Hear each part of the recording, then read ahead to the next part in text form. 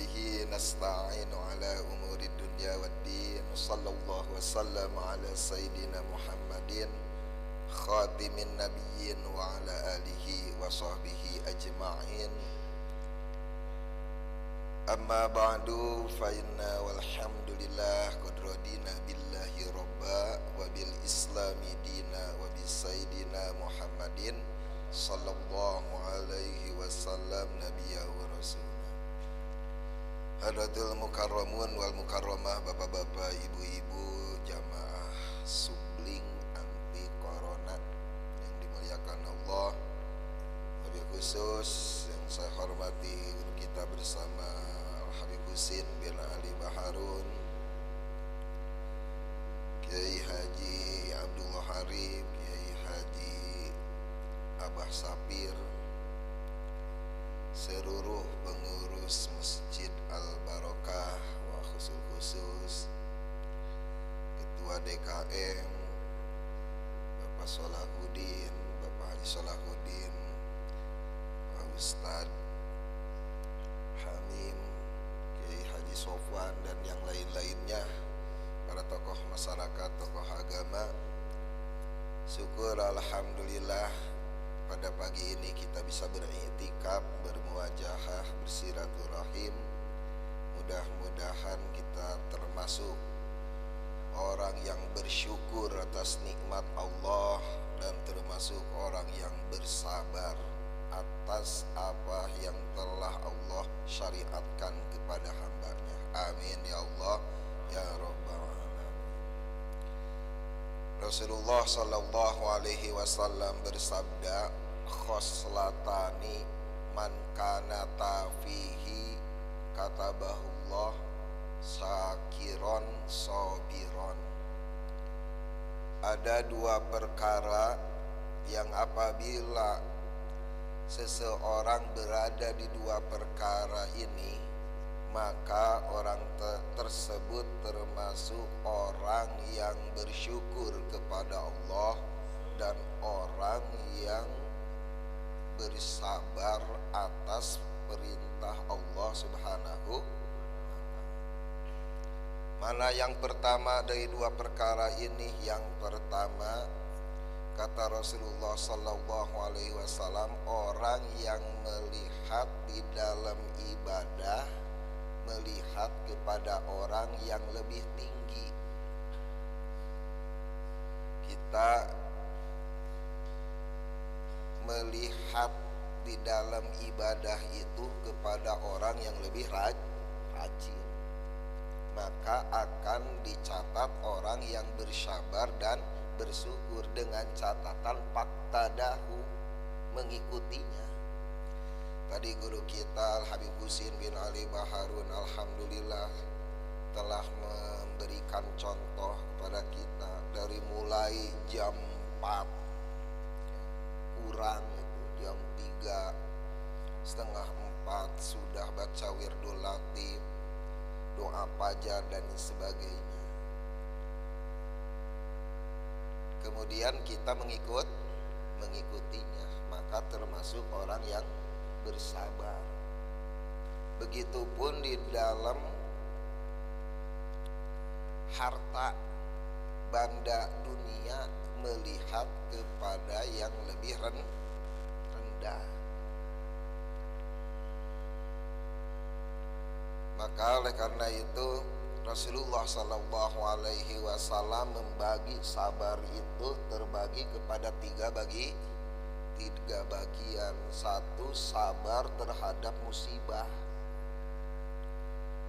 Maka siapa orang yang bersabar terhadap musibah, oleh Allah diangkat derajatnya 300 derajat. Tapi tidak pakai Celcius. Seperti mana? Karena panas 300 derajat. Contoh musibah, keluarga meninggal, mobil ada yang maling misal, atau apa aja sesuatu yang tidak mengenakan hati tiba-tiba terjadi, kemudian kita bersabar. Yang kedua, sabar itu terhadap ibadah. sabar terhadap ibadah. Yang ketiga, sabar terhadap maksiat. Sabar terhadap ibadah oleh Allah ditinggikan lagi derajatnya sampai 600 derajat. Tapi sabar terhadap maksiat itu yang paling sulit. Maka pahalanya pun di sisi Allah ditinggikan 900 derajat. Kenapa sabar terhadap musibah itu 300 derajat? Karena sabar terhadap musibah tidak hanya kalangan orang mukmin, non muslim pun banyak yang apa? Yang sabar.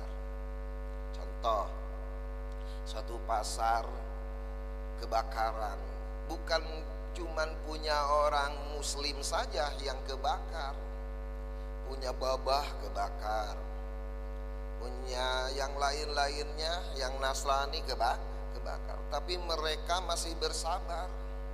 Kata si babah itu, kita pasrahkan saja kepada yang di atas, kepada Allah. Dia ngomongnya kan begitu. Jadi tetap masih bersabar.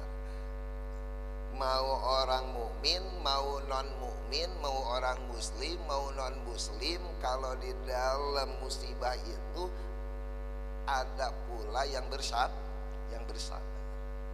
Berbeda dengan bersabar terhadap ibadah. Allah tinggikan lagi derajatnya 600 karena ibadah itu luar biasa. Apa kita semua mampu mengikuti Habib? Tadi katanya cuma berapa ekor, Bib? 7 ekor. Berarti kan tidak mampu semua. Tapi di atas yang rajin ada yang lebih rajin. Contoh, bapak-bapak ini jangan mengaku paling rajin hadir tiap subuh. Coba bandingkan dengan anak cucu bapak-bapak. Ngajinya sehari semalam 5 kali. Benar gak? Pagi-pagi ngaji, nanti jam 8 ngaji lagi ke PAUD. Yang sekarang online itu tetap PAUD mah buka terus. Nanti ba'da zuhur ngaji lagi, ba'da asar ngaji lagi, ba'da maghrib ngaji lagi. Nah kita ngaji sehari berapa kali? Apalagi yang sebulan sekali ngajinya. Jadi tetap kita itu masih kalah sama siapa? Jangankan sama para aulia, sama bocah kita aja kita masih kalah. Anak saya itu nggak boleh nonton TV setelah sholat isya. Habis sholat isya tidur, wajib bangun jam 4 karena subuhnya ngaji. Nah kita mampu begitu? Belum jam setengah 12 belum tidur. Jadi terkadang kita masih malu sama anak kecil. Tapi yang paling berat bersabar itu terhadap maksiat. Jangankan paribasanya tukang bobok, tukang tarok, tukang muka-mukakeun tari androk. Nih nganu cenewok, dia ngorok gitu Pak Haji, tahu? Ustadz saja terhadap musibah, terhadap maksiat mah sulit. Di samping rumah ada yang hajatan, nanggil apa sari tadi Pak Haji namanya, yang suka hiburan itu sari itu apa namanya? Tah nu tukang ngadengekeun mah paling campur, padahal urang mah campur sari di pinggir rumah. Coba kira-kira ini pangkat ustad mau nonton malu dengan kagak nonton pinggir rumah. Nah disitulah diuji kesabaran terhadap maksiat. Maka oleh karena itu orang yang paling tinggi derajat di sisi Allah adalah orang yang bersabar terhadap maksiat. Luar biasa, baik itu maksiat ucapan, terutama ucapan maksiat lisan. Rasulullah Shallallahu Alaihi Wasallam, Abi Hurairah radhiyallahu anhu, beliau berkata, Rasulullah Shallallahu Alaihi Wasallam ditanya tentang amal seseorang yang paling banyak masuk ke surga dan amal seseorang yang paling banyak masuk neraka. Bagaimana Rasulullah Shallallahu Alaihi Wasallam menjawabnya? Kata Rasulullah, amalan yang paling banyak memasukkan orang ke surga itu yang pertama takwa Allah. Yang pertama takwa kepada Allah Subhanahu. Yang kedua husnul khuluq, baik budi pekerti. Itu dua amalan yang paling banyak memasukkan orang ke dalam surga. Lalu kata Rasulullah, adapun amalan yang paling banyak memasukkan seseorang ke neraka, al-famu wal faroj. Yang pertama dosa lisan, dan yang kedua dosa kemaluan. Dosa lisan itu adalah amal yang paling banyak memasukkan orang ke dalam neraka. Dan dosa kemaluan, yakni berzinah, adalah amalan yang memperbanyak orang masuk neraka. Kata Rasulullah, idza asbaha annal a'do'a kullaha tukaffiru lisan.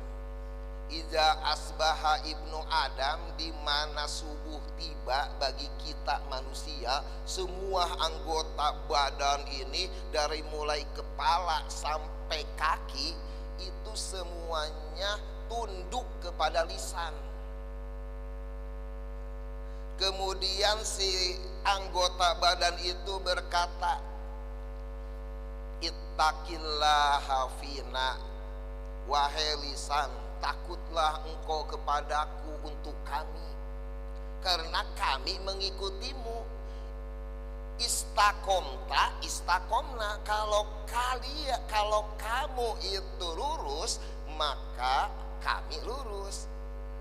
Wa in wajajna, kalau kamu bengkok maka kami pun ikut bengkok. Jadi anggota badan kita ini tergantung apa?